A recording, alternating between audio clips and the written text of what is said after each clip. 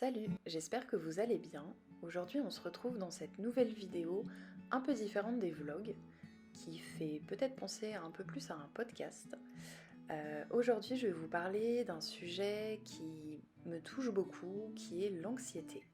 Alors si vous ne me connaissez pas encore, je m'appelle Clotilde et je suis la créatrice de la marque de bijoux Clotux. Et sur cette chaîne YouTube, je fais plutôt des vlogs où je montre mon quotidien de créatrice. Je suis aussi une personne avec des troubles anxieux et j'ai passé la plupart de ma vie sans comprendre ni mettre de mots sur ce que j'avais. Donc quand j'ai enfin compris, ça m'a fait beaucoup de bien. Certaines personnes disent qu'on peut guérir de l'anxiété, d'autres qu'on vivra toujours avec elle. Honnêtement, je ne sais pas. Si j'en guéris un jour, je vous dirai. Je ne sais pas, mais je pense que ça dépend de pourquoi on a de l'anxiété, du vécu de chaque personne, des traumas qu'on peut avoir, depuis combien de temps on en a aussi. Parce que si on en a depuis longtemps, c'est un mécanisme très ancré en nous. Et puis je pense que tout simplement ça dépend de chaque personne car on est toutes et tous différents. En tout cas, c'est mon avis. Aujourd'hui, je n'en suis pas guérie, mais j'apprends avec le temps à être plus indulgente et plus bienveillante envers moi-même, surtout depuis que je sais que c'est de l'anxiété. J'apprends aussi à mettre en place des choses qui m'aident au quotidien, ou du moins qui me permettent de mieux vivre avec l'anxiété.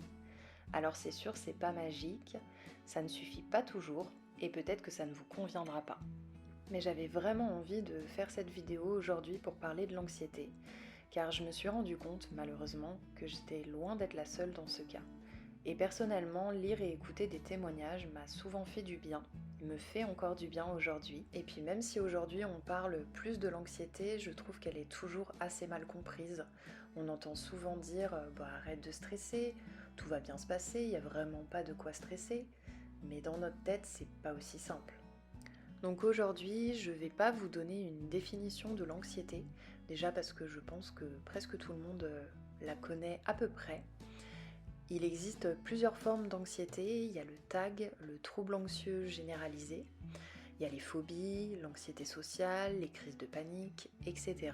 Je vous laisserai faire vos recherches si ça vous intéresse, mais aujourd'hui j'avais plutôt envie d'en parler déjà et d'apporter, si je puis dire, mon témoignage ou du moins mon expérience pour un petit peu mieux vivre avec l'anxiété.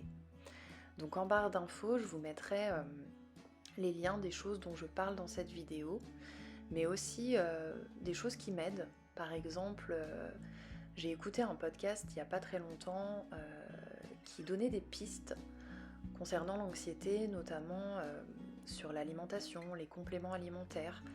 Je vais pas vous en parler dans cette vidéo parce que je vais vous parler surtout de moi, ce que j'ai mis en place, mais j'ai trouvé ça intéressant d'avoir d'autres pistes. Donc voilà, n'hésitez pas à regarder la barre d'infos, tout sera dedans, ou en tout cas j'essaierai de ne rien oublier. La première chose dont je veux vous parler, c'est ce qui m'a le plus aidé pour le moment, c'est d'aller voir une psy. Alors c'est sûr que ce n'est pas une démarche facile, pourtant j'en avais déjà vu avant, mais j'ai pourtant mis très longtemps avant de prendre rendez-vous. D'ailleurs, je me rends compte que ce mois-ci, ça fera 1 an. En tout cas, j'ai aucun regret car c'est vraiment ce qui m'a fait le plus avancer. Ça m'a permis de mieux me comprendre notamment, de casser un petit peu certains schémas ou certaines pensées que j'avais. Alors le travail n'est pas fini, mais ça m'a beaucoup aidé. Donc si je peux vous donner un seul conseil dans cette vidéo, parce que le but n'était pas de vous donner des conseils, mais plutôt de vous partager mon expérience, ça serait de ne vraiment pas hésiter à aller vous faire aider par un professionnel de santé si vous sentez que vous en avez besoin. C'est pas une honte, ça veut pas dire qu'on est fou ou folle, parce que je sais qu'il y a malheureusement encore beaucoup de tabous sur ça.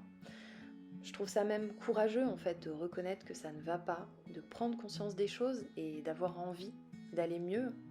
Parce que ça peut paraître paradoxal, mais finalement des fois c'est plus facile de rester dans ce qu'on connaît, dans ce qui est le plus confortable. Donc voilà, voir une psy pour moi c'était essentiel et c'est vraiment un petit peu ce qui m'aide le plus, ce qui m'accompagne le plus, un petit peu comme une béquille.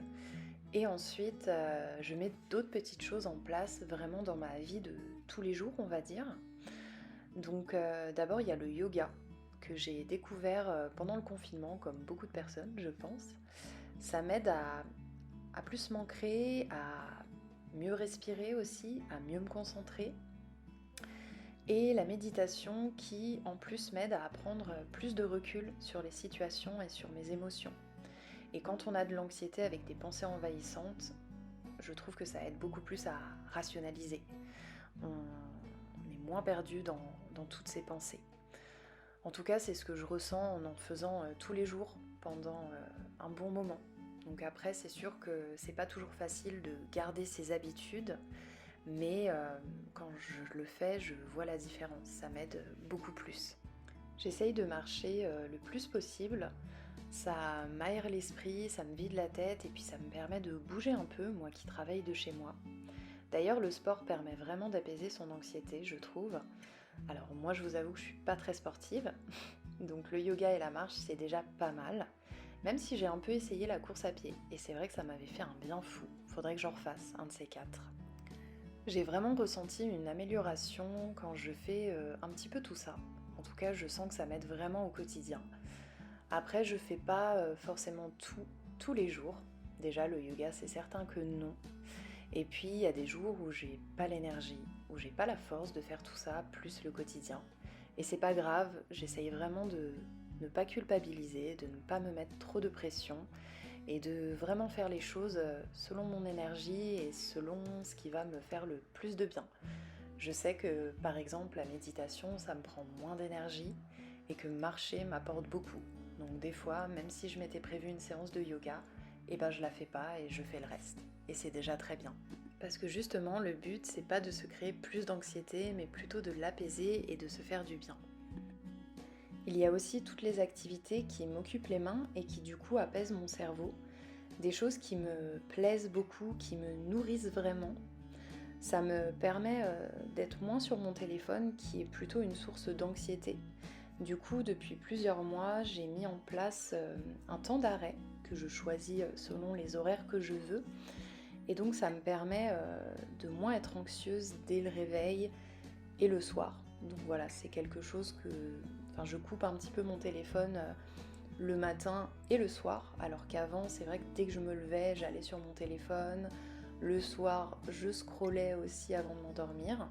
Et depuis que j'ai mis en place ça, je trouve que voilà, j'ai moins d'anxiété dès le réveil ou dès le coucher.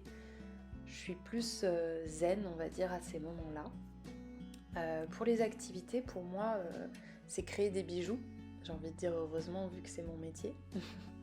Mais il y a aussi lire, faire du point de croix, la cuisine aussi, enfin voilà, toutes ces petites activités qui permettent de créer quelque chose, de s'occuper de ses mains. Ça peut être le jardinage, le bricolage, la peinture, les puzzles. Enfin, il y a plein de choses. Des fois c'est difficile peut-être de trouver ce qui nous plaît vraiment. Mais voilà, en testant plein de choses, on finit par trouver voilà, des choses qui nous plaisent et qui nous font vraiment du bien. Donc voilà, tout ce dont je vous ai parlé jusqu'ici, c'est des petites choses que je mets en pratique au quotidien, un petit peu tous les jours, pour pas que mon anxiété me bouffe trop. C'est des choses en fait à long terme qui me permettent de mieux vivre tout simplement en fait avec mon anxiété. Après, pour les jours où j'ai vraiment de trop fortes angoisses, je vais mettre en pratique des petites choses qui me permettent d'apaiser la grosse angoisse sur le moment. Donc plutôt des choses à court terme, on va dire. Donc déjà, il y a la cohérence cardiaque que j'ai découvert il n'y a pas si longtemps. Si vous ne connaissez pas, c'est en fait le fait de se poser pendant 5 minutes et d'inspirer pendant 5 secondes, puis d'expirer pendant 5 secondes, à chaque fois donc pendant 5 minutes. Moi ce que je fais c'est que je mets un minuteur et en fait ça m'aide beaucoup à m'apaiser, ça régule un petit peu ma respiration et je pense que du coup ça oxygène le cerveau. Et en cas de stress intense, j'en fais 3 fois par jour pendant plusieurs jours ou voilà le temps que ça aille mieux. C'est ce qu'ils préconisent, c'est ce que j'avais lu en fait, d'en faire 3 fois par jour parce que les effets, si on peut dire ça comme ça, se dissipent en fait.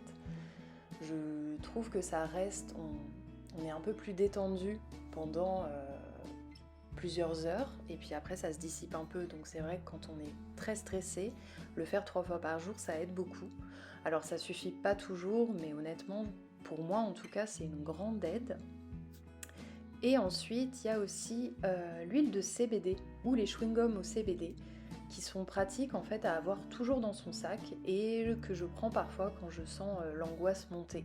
Et ça c'est pas mal aussi, ça suffit pas toujours si on a vraiment une grosse angoisse, mais je trouve que ça m'apaise un petit peu et par exemple des fois je suis un petit peu stressée dans les transports, quand il y a de la foule etc. et ça permet quand même de souffler un peu et de m'apaiser un petit peu. Voilà pour toutes les choses que je mets en place au quotidien, qui sont un petit peu des outils qui vont m'aider dans ma vie de tous les jours à mieux vivre l'anxiété.